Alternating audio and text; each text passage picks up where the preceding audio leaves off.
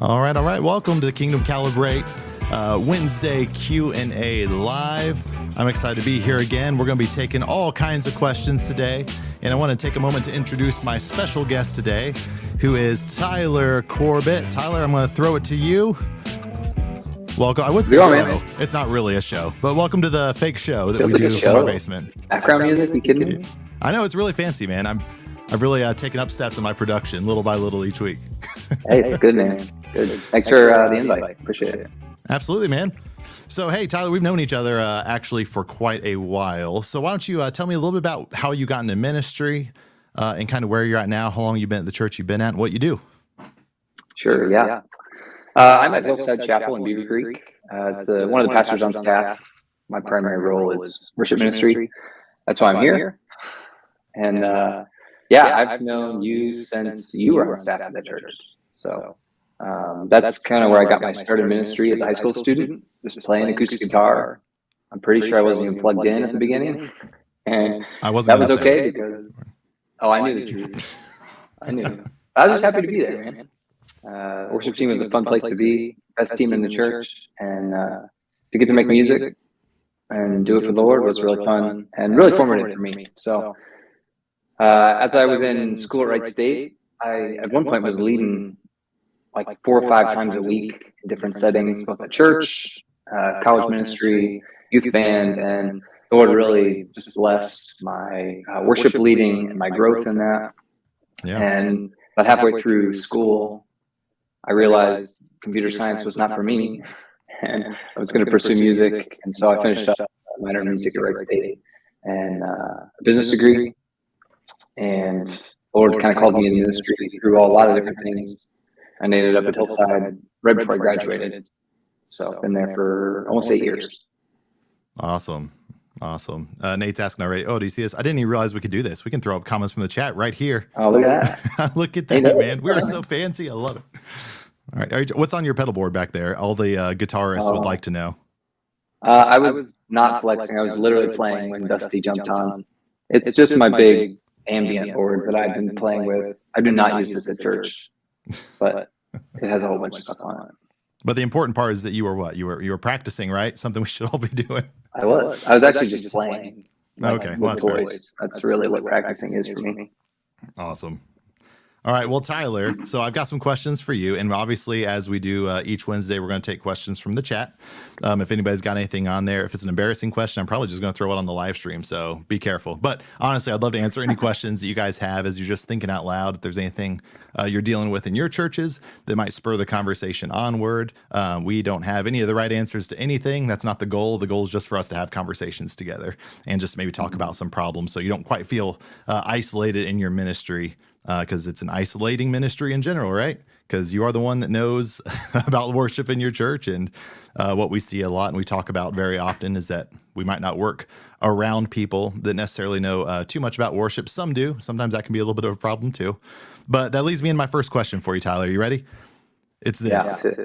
All right. What would you say is the most unexpected challenge of leading a worship team as a worship pastor? Maybe something you didn't realize going into ministry now that you've been doing it for a little while. Sure. I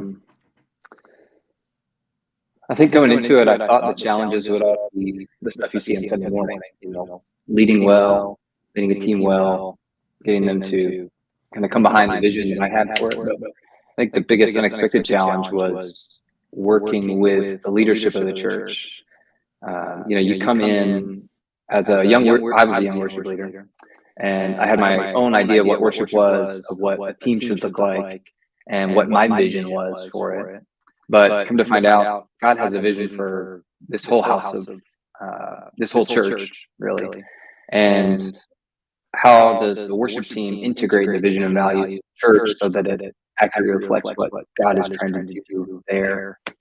So the hardest part has been working with the leadership and kind of relinquishing my own values, things that I think are good and God-given, but letting Him mold the church's values into my ministry, helping other people see the value in that, not just we're all lone rangers trying to make our thing, if that makes sense. Yeah, talk a little bit more about that, because that's a really good point. the church's vision and how that interplays with your vision as a worship leader, because your job's to oversee worship. But one of the things that we try to teach in Kingdom Calibrate anytime we're working with the church is, hey, it needs to be in line with the vision of your church. Because if your desire for the church is that, hey, we want a worship style that looks like this, we want it to maybe we want it to be free and super expressive, but you're not at a church that might not share those values, you're going to be hit friction really quickly. So how has your church's values informed how you lead as the worship pastor? Sure. I think, well, I'll just give you a practical example. One of our values is in listening. We believe God's always speaking. He's speaking through his word, definitely. But he's also speaking through the Holy Spirit, through a conversation with a friend, through a live stream like this, he might speak to you. And so we want to instill in our people that it's valuable to be always listening for God's voice. And so what does that mean for our worship team? Well, first it means that we're going to listen.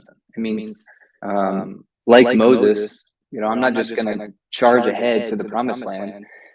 Moses said, God, if you're not going with me, I'm not going.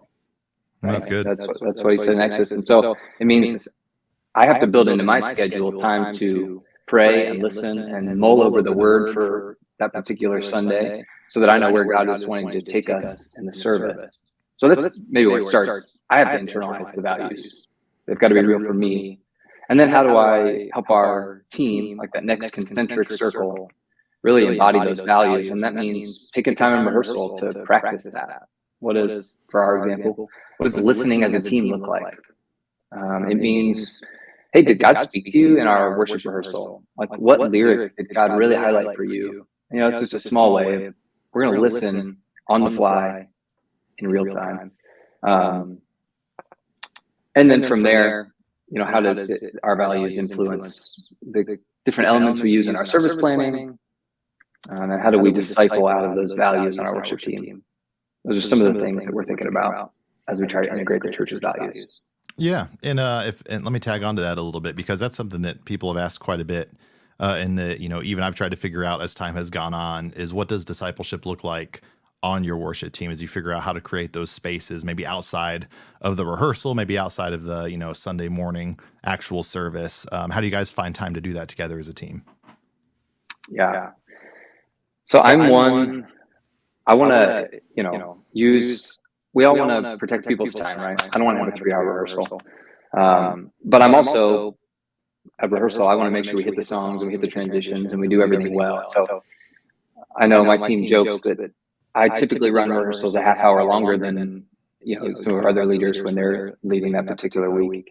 But for me, it means I'm going to sacrifice doing a song that we're pretty familiar with, so that we can make it 3% better, so that I get 5 more minutes at the beginning of rehearsal to cast vision, to spend time with my team. Maybe it's 5 minutes at the end of rehearsal, just to sit out in the pews and hang out and talk and ask, how are you? So for me, it's letting go of my desire for us to be perfect. I think we're at a good excellence level, but perfection is not something even attainable or worth pursuing necessarily. So how can I sacrifice and relinquish that desire so that we can spend time together in either intentional or unintentional ways on Wednesday nights? That's when it's rehearsed. Yeah, no, that's really good. And I think Nate threw one down there as well. What ways do you connect with your worship team with a small or large team? And I can speak a little bit to, we have a little bit smaller team right now at the church I'm currently serving with, but we came from a church with a larger team, and we found out really quickly that one of the downsides, just in general, of having a larger team is that I think we were up to like a 6-week rotation. That might be 6 different groups of 6 singers, because we were overloaded with vocalists at the time. So we had to find out really quickly, how do we spend time with one another outside of the actual rehearsal time. And we also had a service on Wednesday night as well. So we would do like a service for like Celebrate Recovery, and then we would go in and actually rehearse, and then we'd kind of split out with vocals and all that fun stuff. So in the midst of all that chaos, it's like, for us, we had to do one of 2 things. We did for a little while that I really enjoyed, just kind of for those that wanted to do it, going out for dinner afterwards. And by then it was like 9 p.m. right? So the only people that really tended to stick around were those that were either really desperate for community connection, and it's like, hey, I don't have to be at work until 9 a.m. the next morning, so they would go out with us. But aside from that, it was like finding time on Saturdays. Like, hey, once every 5 or 6 weeks, can we go and do something? So we kind of took it upon ourselves to do what's called a hospitality coordinator, where it's like, or a social coordinator, I'm sorry. And the idea of the social coordinator was, hey, I need somebody who's really fun, more fun than I am, to kind of take charge of what we're going to do as a team. So like, who's the most extroverted person on your team that's always the life of the party? You like find that person, and it's like, all right, I'm going to hold you accountable to make sure that we are doing enough fun things together outside of a rehearsal space, because that builds connection, that builds cohesion. And even doing stuff like dinners together is a amazingly beautiful thing with the team, because it lets you know each other's hearts a little bit more. Yeah, that's good. Right now we're trying to do like a once a quarter gathering, offsite, hang out, have some fellowship, cast some vision. But I'm going to write all that down that you just said, because I'm trying to implement some of those things. Even some of the stuff you just said, it's not the first time I've heard it this week, as I've been talking to other worship leaders about how they're really trying to build a family dynamic in their worship teams. And I think that's what we all kind of want, right? Yeah, absolutely. I mean, it's another, a lot of churches have life groups, and a lot of people in worship teams are also involved in other life groups. But, to me, it's like the worship team is another life group in and of itself, but it's a little bit more of a specialized one.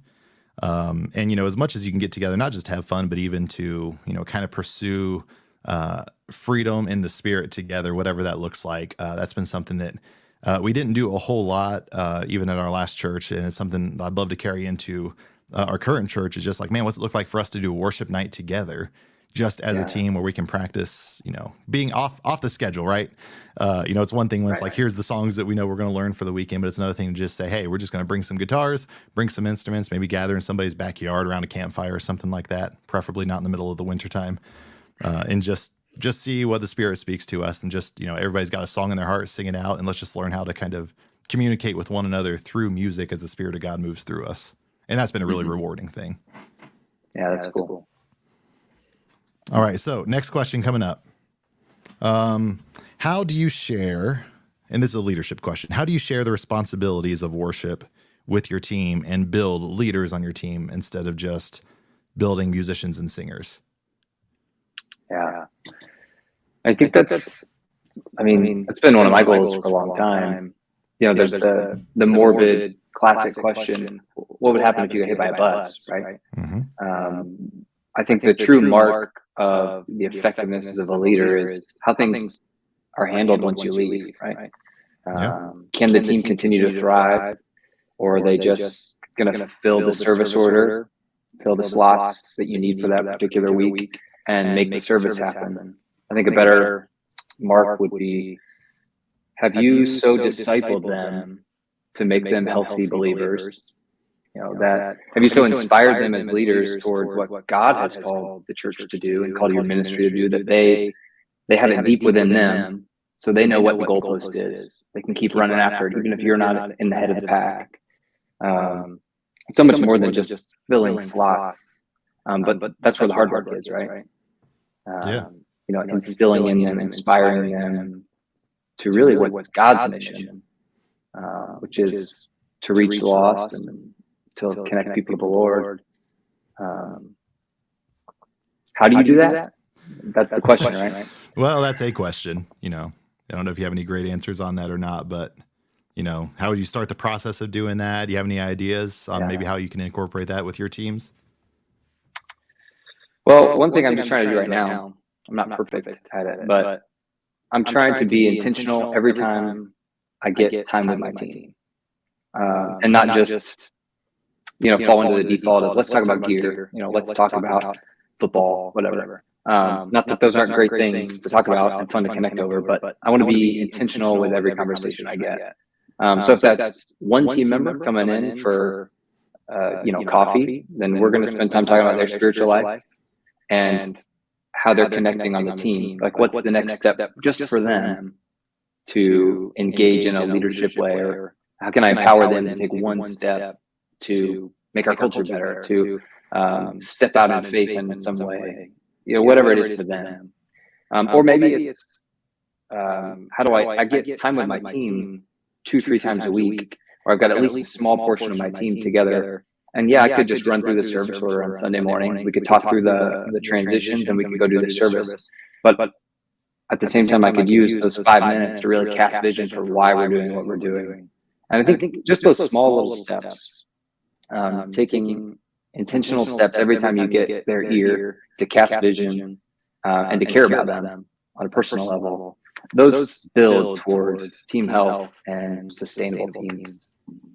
Yeah, that's really good. There's a couple things I kind of grasped onto what you said there. The first one was just the use of the word empower, which I really like, because in my mind, part of the role of, I don't know in my head if it's the role of the worship pastor or the worship leader, because in my mind, those are almost two different descriptions for two different roles. And I think, one way we kind of do that on our teams is like, hey, the worship leader might be the one who's kind of leading the charge on Sunday morning, leading us through the actual gathered worship service.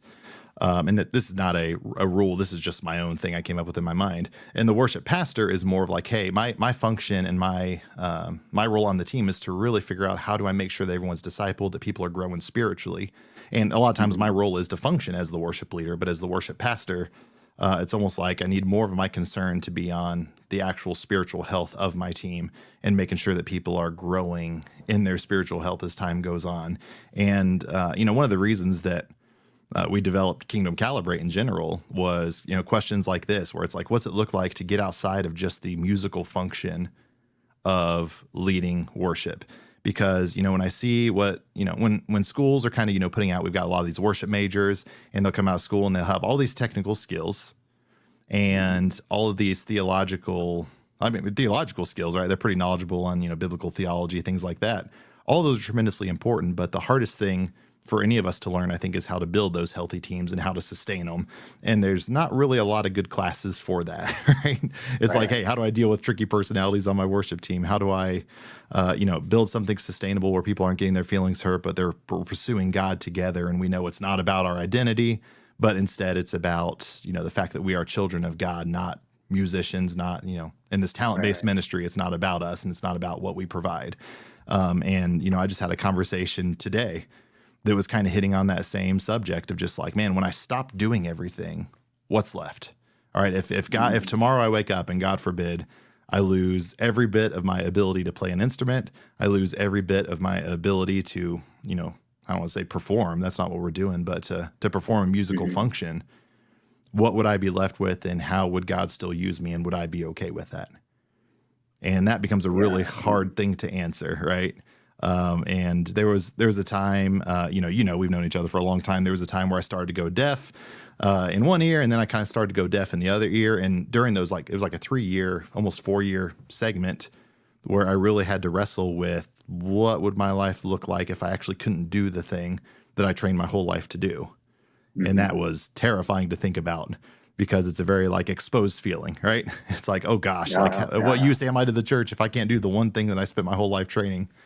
So as I'm building, all I have to say, as I'm building leaders on my team, I'm trying really hard to divorce the talent and skill set from the identity in Christ with anybody on our team, and also build leaders at the same time. So as many functions as I can give away actively, understand that I don't have to be a superstar on the platform. Instead, I'm going to figure out how can I find the skill sets and give encouragement to everybody on my team to where they can learn how to become better leaders in their own right. And that's, I think there's a huge blessing in that. And that's where this ministry of encouragement kind of comes from, that, we're trying to hit with Kingdom Calibrate. It's like, man, I want people to feel encouraged. I want them to feel like, hey, if they don't have the skill set yet, my goal is to be here to coach and to push forward. And that's kind of my vision for every church we interact with to some degree, because we can all learn how to play music better. We can all learn how, more about theology, and we can get degrees. But at the end of the day, man, it's really about the core of our identity. Yeah, I love that. I mean, even at the first Kingdom Calibrate lunch, which I think is going to come up next month, right? Yeah, good plug. Yeah, March 8th, Saturday, March 18th. Yeah. Like and subscribe. I'm a good guest. And share.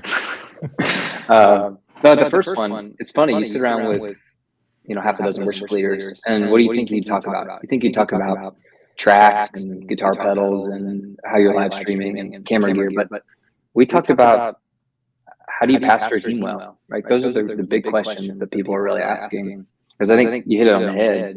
It's not necessarily something that's taught, and the people who stick with it long enough, they either learn the easy way or the hard way, but they learn, hopefully. And I'm learning. So I don't know if I have any answers, but yeah, I do. I want to ask you a question based off what you just said. Yeah. You said you're trying to shift the focus of identity away from performance, toward the things that really matter. God loves you. You have an identity in Him. It's not going to change based off how well you perform or you hit every note right. He's not going to love you more. Those kinds of ideas. One thing I've been thinking about for my team is, how do I cast vision by what I celebrate? And so when I give a compliment at the end of a service or at the end of a rehearsal, what am I communicating about what's important? And if I only ever say, hey, that was a really great job you did on that lead line, am I only communicating you're valuable to our team when you perform well? So I'd love to hear your feedback on, what are the things you celebrate and how do they push the vision forward? Oh, that's good. That's really good. That's so good. I'm going to throw that as a banner on the bottom. All right, let's see, just so we can talk about that. So is that worded right? How do I show my values through what I celebrate with my team? Right. Yeah. For lack of a better word. It's better than how I said it. I don't know. We'll see. Yeah, that's a really good question. But I think it's an important question. We talked about this a lot at one of the churches I was serving at, where we were talking about staff dynamics. And the conversation is kind of the same thing, because when it comes to our staff dynamics, what we celebrate really shows the church who we are and who we desire to be as a church culture. So, I try to give encouragement as much as I can. Like when we have a great service, I do want to let people know, hey, man, I really appreciate it. You did an awesome job. I could tell you practiced well. And because of that, we were freed up to really follow the Spirit in what we did for the weekend. And, there's a spiritual side to practicing well and to playing well, because we're trying to eliminate distractions and bring people a little more awareness of, how we're all in the presence of God together when we gather on the weekends. But even I think it's harder during practice times almost, right? Because when we're practicing together, what are we communicating and where do we actually, exactly. Where do we put our values? And this is a hard one for me that I struggle with is I would almost equate that to time management of how do I show my values through how much time I spend on certain things, which is kind of the flip side of what you asked. It's not just what we celebrate, but for me, it's like, it's hard for me to say that, the musical function of worship is not the most important thing that we do if we just spent 98.7% of our time practicing the musical functions of worship. And being okay. And I'm a musical perfectionist myself, just the way I'm wired. And I've had to let go of a lot of that over time. But even when we practice and come together, just looking back and saying, what are we actually spending the most of our time on? So what I'm really looking for that I'm not super good at yet, admittedly, is how do we spend as little time as possible on the music to make sure that we're hitting the standard of excellence, but, not worrying about perfection. What's excellent enough to eliminate distractions? And then can we spend the rest of our time, maybe it's doing a devotional together, maybe it's just taking time to pray together, to pray for one another. I think if our time is spent, 95% of our time on music, I think that probably says that our musical value is our highest value. And, maybe you can negate that by doing other things outside of actually practicing. You can balance that out a little bit. Maybe we say, hey, we get together and we do this hardcore practice on Wednesday or Thursday nights, but we also put a lot of time to come together to worship and do fun things outside of that. As long as there's a balance there, then I think it's fine. But, I always want to celebrate excellence, and I want to celebrate when people take steps of leadership. That's a big thing for me. Like whenever I see somebody, like, hey, you did a prayer right there. We didn't really plan it, but I could tell you were following the Spirit, and that was a risky step for you, and that took a lot of courage to step into that moment. And like those are the things I want to celebrate. I want to celebrate people taking steps of active faith and active leadership in the church, and I care much more about that at the end of the day than about whether we played the songs perfectly or not. Yeah, that's good. I mean, this has been on the forefront of my mind. So an example that comes to mind, a couple weeks ago, we had a drummer who's been trying to learn guitar, trying to diversify his musical skills. And so I put him on the schedule on guitar because that's the best way to just, dive in. Don't ease into the pool, dive in. Yeah. And did he play every note right? No. Did he step out of his comfort zone and work his butt off that week and put in tons of time so that he could put his best foot forward? Yeah, and I celebrated that to him like several times. Like, you really worked hard, and it didn't go perfect, and that's okay, because you could be the inspiration for someone else to take a leadership step. Yeah. And he was, because now his brother wants to jump on the worship team. So, like, awesome. Totally we're celebrating. One of the things that you said that I liked is that we don't just forsake celebrating excellence, but we tie excellence to the why behind it. And, we practice hard and we try to perform well, if you want to use that word, so that people can connect with God in a distraction-free environment. And we're celebrating not just the performance or the excellence, but we're celebrating that people did connect with the Lord because we put in the time and effort, Yeah. And that's a good reminder for me. Yeah, and another piece that tags along with that we were just we were talking about in our staff meeting this week was when we're talking about, even with our staff, what are we celebrating together? I will take every possible time I have to celebrate when our congregation becomes more participative in worship. So we'll talk about, hey, what did the room feel like? What was the engagement? Because if we're doing things amazingly well, and I think we've all seen churches that have crazy amounts of resources, crazy amounts of budget. They might have a full-time band on staff, and they just do everything so well. But and I can think of a number of churches. I'm not going to say any of them out loud, but churches where it's like, it makes me musically jealous of what they're doing. But when I watch the congregational interaction, there's just not much happening back and forth. And that's not the case. I don't want to blanket statement that at all. There are some amazingly well-resourced, big, giant churches that do both sides of that incredibly well. But, I also see churches around that have a really high value on production, but don't have any value, or at least a lot of value, towards engaging with their congregation. And that's something that I always want to be cognizant of, is like, man, if I see people raising their hand, I'm not looking for purely emotion, because emotion can just be emotionalism. But I'm looking for engagement. I'm looking for some way to say, hey, we're doing this all together. You guys just aren't watching our band play on stage, and I don't want it to be a concert. I don't want it to be something that we do that people watch and then, hey, yeah, that was great. Yeah, the band did a great job. And I kind of got to the point where I started to really not like those comments. So when people come up to me after service, like, man, you guys sounded great up there, it's like, I don't not like that, but at the same time, it makes me feel a little bit icky, because like the better compliment in there is, man, I really felt the presence of God, and thank you all for leading us into those moments. It's like, man, if you want to give a worship leader, a worship pastor, a great compliment, that's the compliment right there, is like, I felt more connected to God by how your team led us in the worship service. My favorite compliment to get is, man, you couldn't see, but the bass player behind you was totally worshiping, and they did not care what it looked like. And that helped me worship. That's my favorite comment to get. Absolutely. And like, if you want to talk about the difference between a stage and a platform, I really don't like, I don't like to use the word stage. I like to use the word platform, because, a stage is where we perform, and a platform is where we have a platform to actually model what worship engagement looks like. So, we would put people up on the platform that, maybe their mic wasn't on, and, typically we were really honest about that. Like, I'm a big fan of transparency. And I'll say, like, hey, you're probably not going to be much in the mix, but the reason you are up here is not for your vocal talent. You are actually up here because you have a posture of worship that I think will help lead our congregation further than any amazing note you could put into that microphone as you sing. Right. So anybody on our platform, that's the hard thing, is like, man, we're not just up there to play. We're up there to engage with God. And hopefully it's in a way that allows others to be freed up to do it as well. Yeah. That's good, man. Yeah. All right. This was a question that Nate threw up there a little while back. I wanted to track back to it. He said, following up on what Tyler said, this is probably from a couple conversations ago now. How do you handle it when a family member leaves? So when somebody leaves, I assume that's in the team dynamic. If not, Nate, feel free to correct me in the chat. So if somebody leaves the team, how do you handle that? Maybe personally, what do you do, from a church side? Yeah.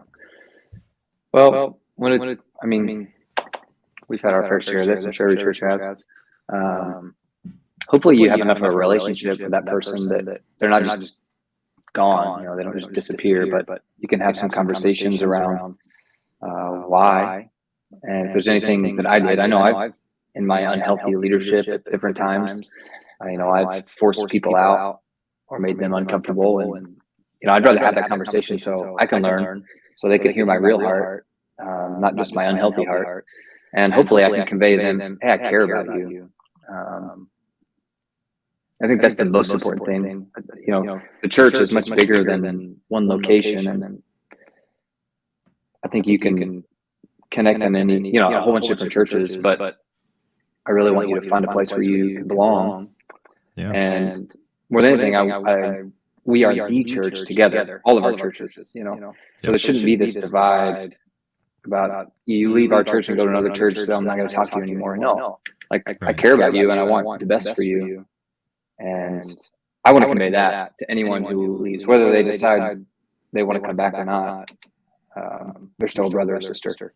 Yeah, that's really good. And I think that speaks to what your worship team culture is, if it's still somebody you can have a great relationship with after they've left your team. Because there's a number of reasons that people leave, right?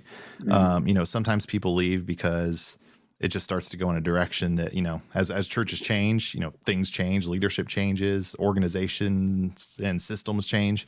And sometimes, we change one step further than what somebody's comfortable with. Maybe there's an extra, burden on practice because things are starting to move a little faster. And growth is one of the hardest things to navigate in a church in general, I think, because, it breaks your systems and you have to implement new systems. And then people have been around for a while sometimes just, they were on board when we were over here, but they're not going to be on board when we, maybe elevate the time commitment or something like that down the road.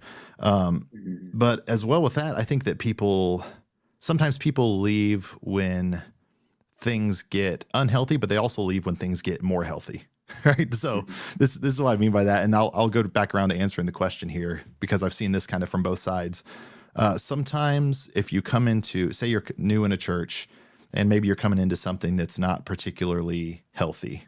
Now I've been blessed to work in a lot of super healthy churches and that's been a lot of fun. But if you're walking into something that's not particularly healthy, when you start to make changes to implement health, you're going to hit friction really quickly. Because, unhealthy systems kind of breed unhealthy people. So sometimes just making something healthy tears people away and, I don't know, maybe it's just a standard that should have been there from the beginning and now they're not on board and boom, they're gone. So those relationships I find are a little harder to maintain because it's hard not to be, the quintessential bad guy in that relationship. But a lot of times people leave the team because their life situation changes. Maybe they're moving, whatever. There's a number of reasons. Maybe there's just something that the direction the church is going through no fault of the person in our role that, just means they're looking for something healthier for their family. And I have been in, 7 different churches at this point on staff in some way, shape, or form. And they're all within a 25-minute drive of one another. Or like I say, within 25 minutes, I could get to all of them. It's ridiculous. Yeah. And one of the hard things with that I have a lot of guilt over is we've had all these wonderful people on our team, but as I've gone from one church to another church, it's really hard to keep up with those relationships because, it's like, all right, I used to have a team of 15 people. All right, now I've got, looking back, you calculate everybody together that all still live here within a drivable distance and they were all friends of mine and still are all friends of mine. That's like 128 people, right? And there's just no time in the world to maintain all those relationships.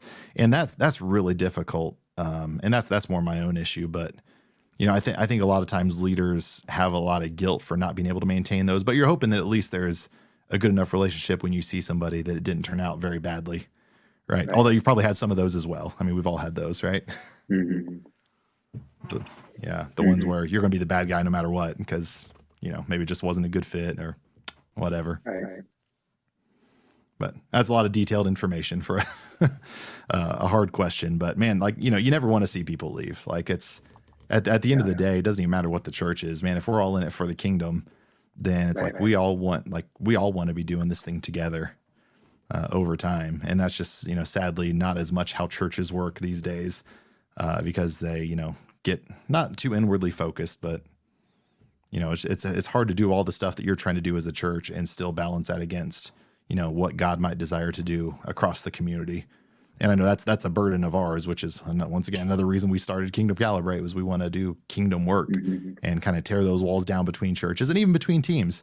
Like I love it, when there's teams of people that maybe they worked with you in one church, maybe they stumble their way in the door at a new church you're at sometime, and hopefully you can pick up right where you left off. Yeah. So. All right, man. Those are good conversations. 35 minutes, man. These things I always want to go 20, but the conversations always get really good. We could go another 35. Can I careful? I mean, we could. You said you've got a kid asleep though, right? Still nap time? Yeah. It's still nap time. All right. Well, it's like I'll try to get you off here before the alarm goes off. By the alarm, I mean a screaming child in the background. Yeah. If there's anything like mine. You'll all hear it. Yeah. So just a couple things as we go, man. So I know you mentioned it earlier. One of the best ways for us to get together is just, coming to these brunches. That's our chance to kind of bring, at least here where we're at in Ohio, to bring people from churches in Cincinnati and Dayton and Columbus and anybody that's in a drivable distance all together, just so we can sit around a table, eat some free food, and really talk about, some of this stuff in person. And, hopefully you can build some network of some other musicians, some other worship leaders. I don't have every answer for anybody, but I think there's enough diversity of opinions in those groups that, there's probably somebody there who has gone through everything that your team might be going through. And the goal is to be able to connect you all together. So if you guys are interested in doing that, be sure to jump on kingdomcalibrate.com and then go ahead and RSVP for that event. We need an RSVP because we buy food for it. And I think we've got a sponsor that we'll be introducing here in the next couple weeks for our next one, which will be a lot of fun. And aside from that, man, if anybody is interested, we are doing free coaching calls with churches. So if you have, 30 minutes free and you just want to connect and just say, hey, here's where we're at as a church. I'd love to just set up a free conversation with you, and maybe we can, give you a little bit of encouragement and some coaching along the way, just based on, experience we've had with churches we've been at, big churches, small churches, all those problems of teams. But aside from that, we're going to keep discussing them here on Wednesdays. We'll have some different guests with us next week. Tyler, thank you for jumping on board in the conversation today, man. It's been fun. Thanks for having me. I love what you guys are doing. Yeah, absolutely, man. And hopefully we'll see you soon. And everybody else, thank you all for jumping on board. If you do have questions that maybe we didn't get around to, or that you think about later, if you're watching this a little later in the week, still throw them in the chat, and we'll add those to next week. So aside from that, y'all have a great day, and we'll see you next time. Bye-bye. See you later.